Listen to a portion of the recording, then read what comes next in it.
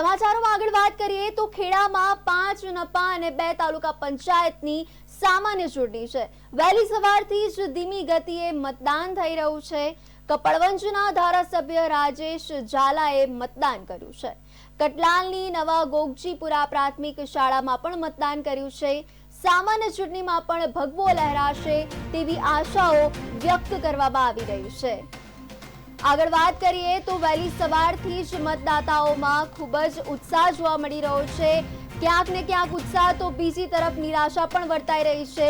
ધીમી ગતિએ મતદાન થઈ રહ્યું છે ખેડા જિલ્લામાં। ખેડામાં 5 નગરપાલિકા અને 2 તાલુકા પંચાયતની સામાન્ય ચૂંટણી છે, ત્યારે કપડવંજના ધારાસભ્ય રાજેશ ઝાલાએ પણ મતદાન કર્યું છે।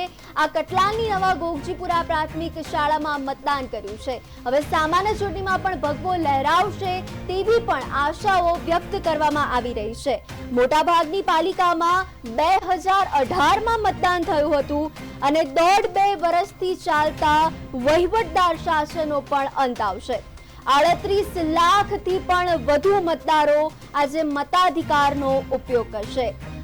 7 વર્ષ બાદ મતદારોને મતદાનનો મોકો મળી રહ્યો છે, ત્યારે મતદાતાઓમાં પણ વહેલી સવારથી જ આમાં ઉત્સાહનો માહોલ જોવા મળી રહ્યો છે।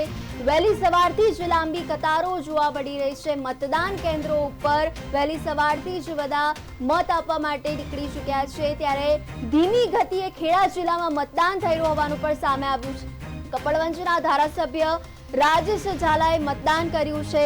કટલાલની નવા ગોગજીપુરા પ્રાથમિક શાળામાં મતદાન કર્યું છે, પરંતુ સામાન્ય ચૂંટણીમાં ભગવો લહેરાવશે તેવી પણ અનેક આશાઓ વ્યક્ત કરવામાં આવી છે।